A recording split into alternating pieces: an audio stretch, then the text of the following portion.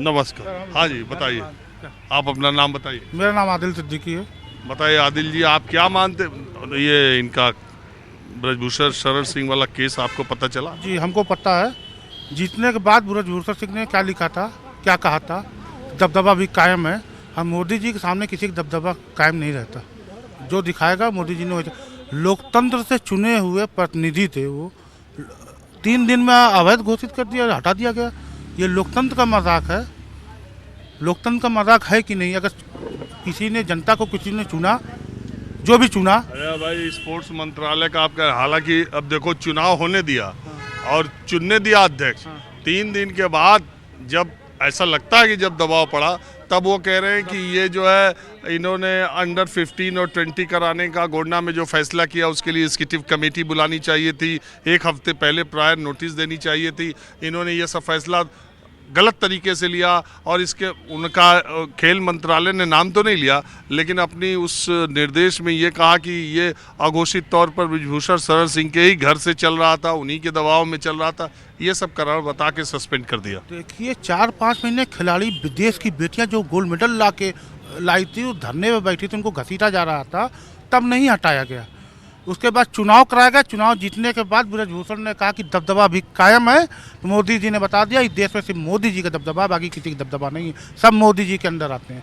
ये बताने का काम किया ना मोदी जी ने। अगर इनको पहले हटाते ब्रजभूषण जी को, जब बेटियां धरना दे रही थी, वो भी देश की गोल्ड मेडलिस्ट बेटियां, जहां हमारे देश में बेटियां कम बताया जाता है कि बेटियां पिछड़ी हुई, उनको बढ़ाने के लिए सरकार की योजनाएं हैं। और उस योजनाओं के अलावा जो बेटियां बढ़ चुकी हैं, उनके गोल्ड मेडल जीती हुई बेटियों के साथ कैसा व्यवहार किया गया दिल्ली की सड़कों पर, ये भी सवाल जनता मोदी से पूछेगी ना। अरे तो यार, आप दोनों बात कर रहे हैं। एक तरफ आप हटाए जाने को भी संजय सिंह को कह रहे हैं कि गलत हुआ, एक तरफ कह रहे हैं कि महिलाओं का हटाना था तो चुनाव नहीं कराना था। चुनाव करा के हटाना ये लोकतंत्र का अपमान है। मैं लोकतंत्र को मानता हूँ, लोकतंत्र का अपमान है कि चुनाव कराने के बाद हटाया तो दिखा दिया कि हम लोकतंत्र को नहीं मानते।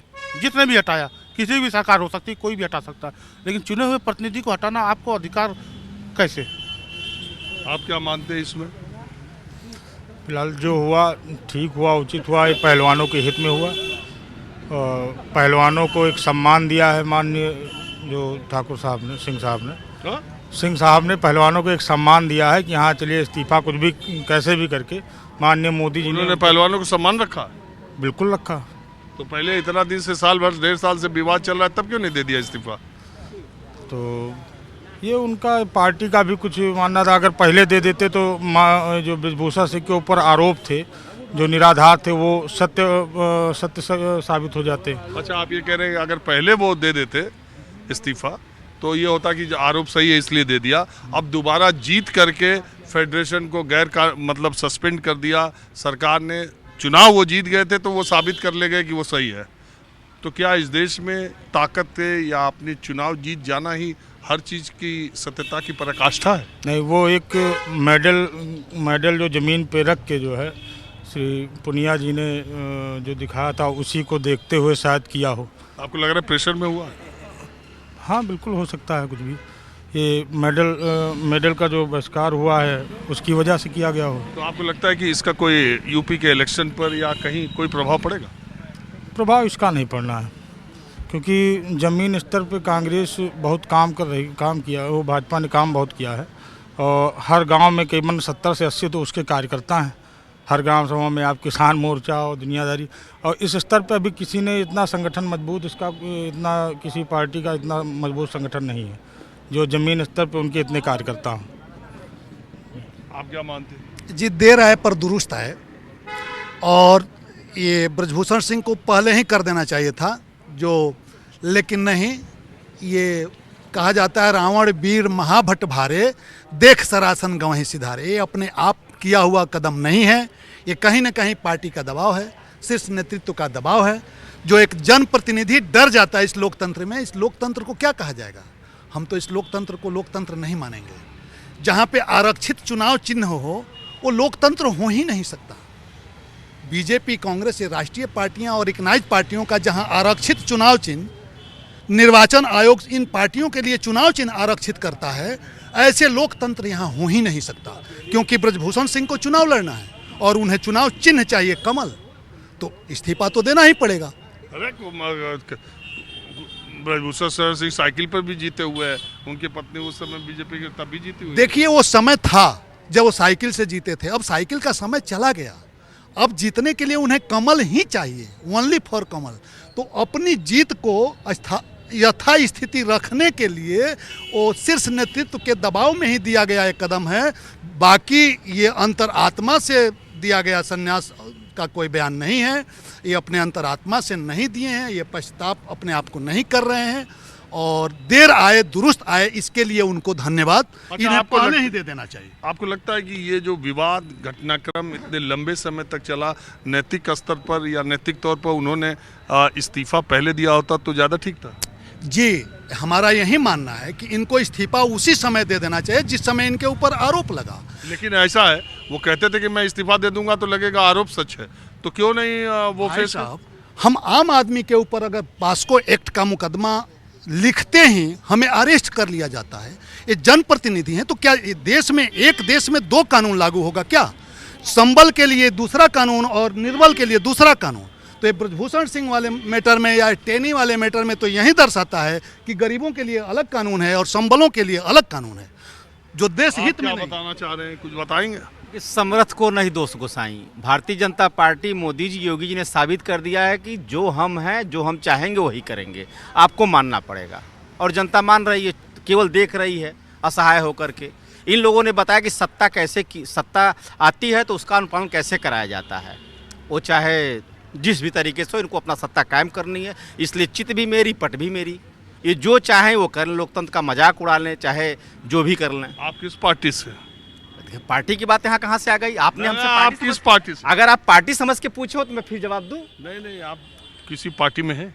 सवाल ये नहीं है, आप सवाल पूछिए सर। मैं जानना ये चाहता हूँ कि आप किसी पार्टी में सर, आप सवाल पूछिए। यहाँ मैं इसलिए कि अगर आप समाजवादी पार्टी के हैं, मान लीजिए, तो उसमें मैं आपको बताऊं कि इस पूरे प्रकरण में अगर किसी एक नेता ने ब्रजभूषण शरण सिंह का सार्वजनिक तौर पर समर्थन किया था तो वो अखिलेश यादव थे। जी, ठीक है, उन्हें लगा होगा कि ये बातें सच हैं तो उन्होंने समर्थन किया होगा, उनका व्यू है। भाई अगर अखिलेश जी ने कहा, नहीं आप हंसिए नहीं, अगर अखिलेश जी ने उनका समर्थन किया, आप कह रहे हैं समर्थन किया है, तो कुछ बातें होंगी उस पर उन्होंने समर्थन किया होगा। जो मुकदमे दर्ज हुए हैं उस पर उन्होंने समर्थन नहीं किया होगा।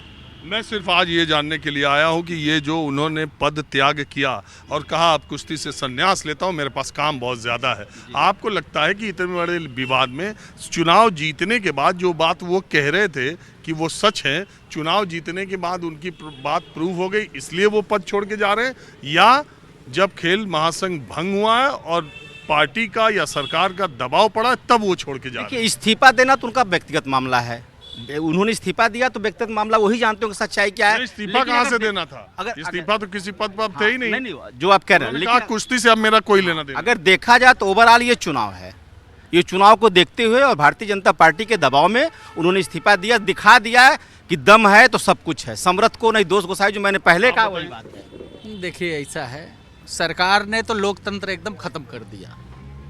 हाँ, अभी ये जो सरकार ने एक ड्रामा खेल रही है कि एक बार जो है ब्रजभूषण शरण सिंह के मित्र को फाउंडेशन का चेयरमैन अध्यक्ष बनाती है, उसके बाद फिर जो है उसको भंग कर देती है कमेटी।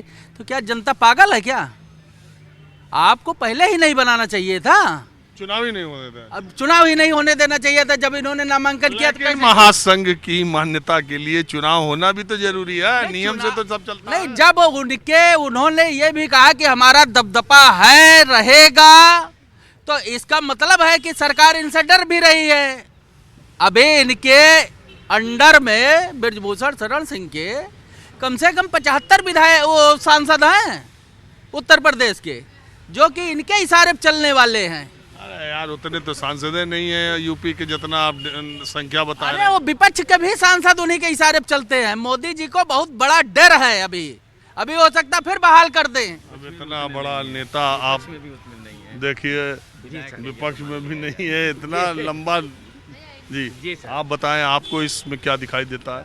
खैर, आप तो इधर दारुल सफा पर अक्सर देखे भी जाते हैं। जी, आपको मैं बहुत बधाई देता हूं कि आपने मुझे अपने चैनल पर बोलने का मौका दिया। अरे मैं तो रोजो सड़क पे मिल जाता है सबको मौका। देखिए राजीव भाई, ये अति संवेदनशील घटनाक्रम है। ये सरकार का एक पॉलिसी है, ये सरकार का एक खंडयंत्र है, ये सरकार का अपने पॉलिसी की संवेदना को समाज के गले के नीचे उतारना है। तो ये मामला गंभीर है। अगर सरकार कहती है कि मैं लोकतांत्रिक सरकार हूं, ये सरकार कहती है कि मैं भारत के संविधान में आस्था रखता हूं, ये सरकार कहती है कि मैं भारत के संविधान का शपथ का अनुपालन करता हूं, तो शॉर्ट में आइए। तो ये गंभीर है राजीव भाई कि ये सरकार जो है। अरे ये ब्रजभूषण शरण सिंह का इस्तीफा दबाव में था। मैं वही बता रहा हूँ। टाइम नहीं हमारे पास। नहीं, तो आप ये मान कर चलिए कि इस्तीफा दबाव में नहीं, इस्तीफा तो सरकार ने खुदे भंग किया है। और रह गया सवाल कि इस्तीफा का कोई मतलब नहीं है। सरकार जो है अपने साजिश को मूर्त रूप दिया है और संविधान और समाज का भावना का हत्या किया है।